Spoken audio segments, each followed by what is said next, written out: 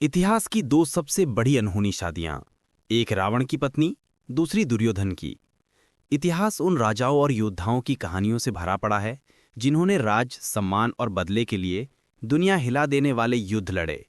पर कभी सोचा है, जब युद्ध खत्म हो जाता है, जब विजेताओं और हारे हुए लोगों की राख ठंडी पड़ने लगती है, तब क्या होता है? क्या होता है उन रानियों का जिनके पतियों ने ये युद्ध लड़े थे? आज हम इतिहास की नहीं, बल्कि उससे जुड़ी लोक कथाओं की दो सबसे शक्तिशाली रानियों की अनसुनी कहानी जानेंगे। ये वो रानियां थीं जिनके बारे में कहा जाता है कि उन्होंने अपने पति की चिता ठंडी होने से पहले ही उनके सबसे बड़े दुश्मनों से विवाह कर लिया। एक थी रावण की पत्नी महारानी मंदोदरी और दूसरी थी दुर्योधन की पत्नी महारानी भानुमति।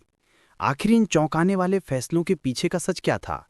क्या ये कोई राजनीतिक मजबूरी थी, एक गहरा षड्यंत्र, या फिर अपने लोगों को बचाने के लिए दिया गया एक अनसुना बलिदान?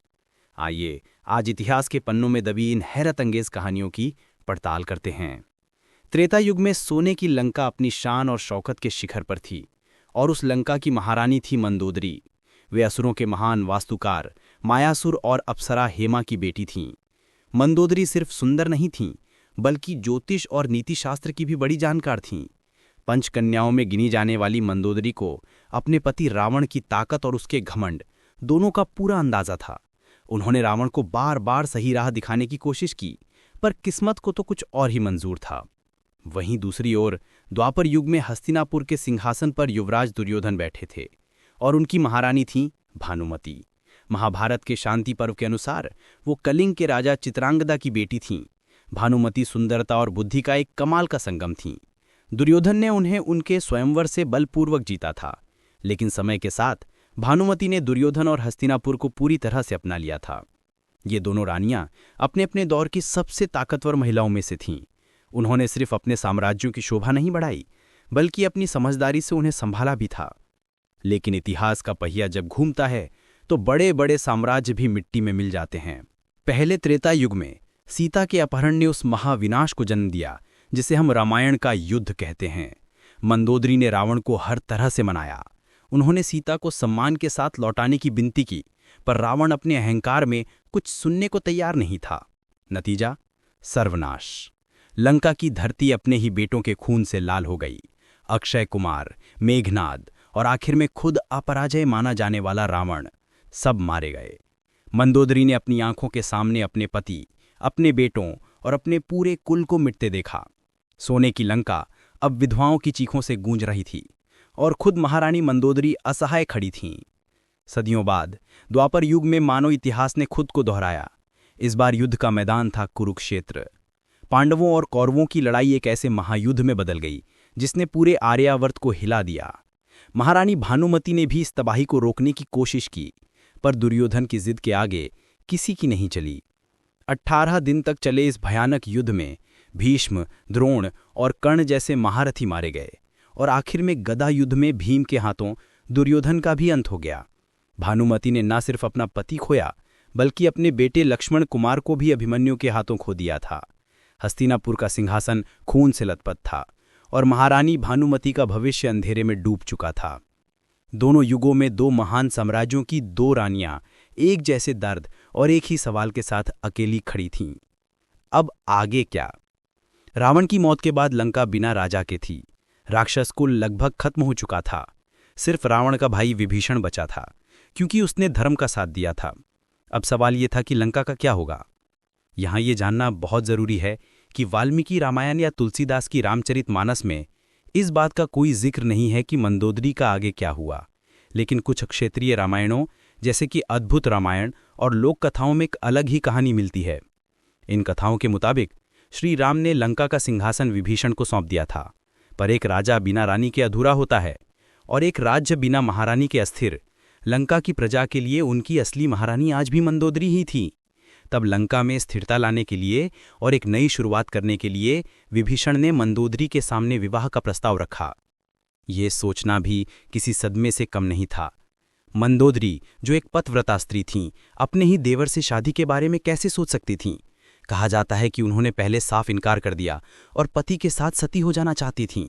लेकिन तब उन्हें समझाया गया कि एक रानी का धर्म एक पत्नी के धर्म से भी बढ़कर होता है।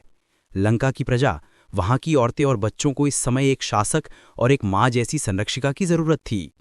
कहते हैं मंदोदरी ने इस प्रस्ताव के पीछे छिपे गहरे राजनीतिक सच को समझा। ये शादी किसी प्रेम के लिए नहीं, बल्कि कर्तव्य के लिए थी।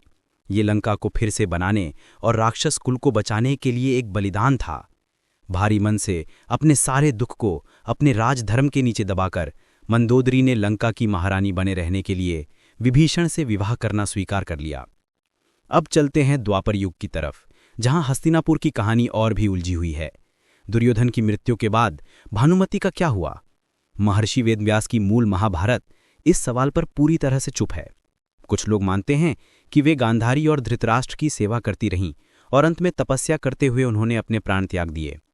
लेकिन दक्षिण भारत की कुछ लोक कथाओं और आधुनिक कहानियों में एक ऐसा दावा किया जाता है जो सुनने में अविश्वसनीय लगता है। इन कहानियों के अनुसार महाभारत युद्ध के बाद भानुमति ने पांडु पुत्र अर्जुन से विवाह कर लिया था। सोचिए, अर्जुन जो दुर्योधन का कट्टरी दुश्मन था, उसी से उसकी विधवा का विवाह, ये कैसे हो सकता है? इन लोक कथाओं के मुताबिक इस फैसले के पीछे भानुमति की दूर की सोच और श्री कृष्ण का मार्गदर्शन था।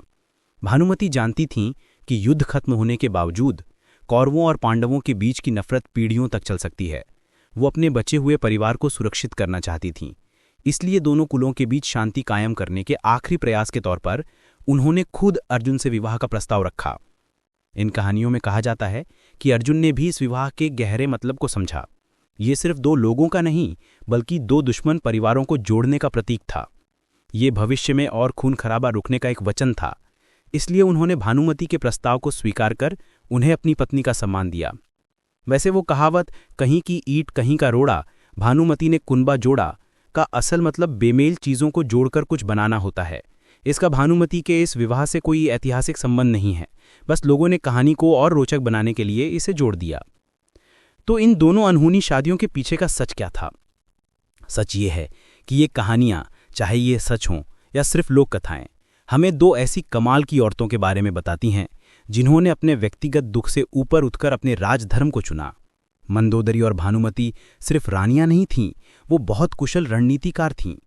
उन्होंने समझा कि एक विधवा की तरह गुमनामी में जीना या सती हो जाने से उनके राज्य का भला नहीं होगा। उन्होंने अपने विवाह को एक राजनीतिक हथियार की तरह इस्तेमाल किया। मंदोदरी ने लंका में स्थिरता लाने के लिए और भानुमति ने, कथाओं के अनुसार, दो कुलों की दुश्मनी खत्म करने के लिए। ये शादियां प्रेम की नहीं, बल्कि कर्तव्य की मिसाल थीं। ये उन रानियों का अपनी प्रजा के लिए एक बलिदान था। उन्होंने अपने आंसू पीकर सिंहासन को फिर से मजबूत करने का फैसला किया। उन्होंने साबित किया कि एक साम्राज्य सिर्फ तलवारों से नहीं, बल्कि एक रानी की समझदारी और त्याग से भी चलता है। मंदोदरी और भानुमति की ये कहानियां हमें सिखाती हैं कि इतिहास सिर्फ पुरुषों के युद्धों का हिसाब नहीं है, ये उन औरतों के अनकहे बलिदानों की कहानी भी है जिन्होंने पर्दे के पीछे रहकर साम्राज्यों की किस्मत तय की। उनके फैसले आज हमें अजीब लग सकते हैं, लेकिन उस समय के हालात में शायद यही सबसे सही रास्ता था। आप इन रानियों के फैसलों के बारे में क्या सोचते हैं? क्या ये एक महान त्याग था या सिर्फ एक राजनीतिक समझौता? आपकी राय क्या है, हमें नीचे कमेंट्स में ज़रूर बताइए। अगर आपको इतिहास की ये अनसुनी कहानी पसंद आई हो तो इस वीडियो को लाइक करें और अपने दोस्तों के साथ शेयर करें। और ऐसी ही और भी दिलचस्प कहानियों के लिए हमारे चैनल को सब्सक्राइब करना मत भूलिएगा। धन्यवाद।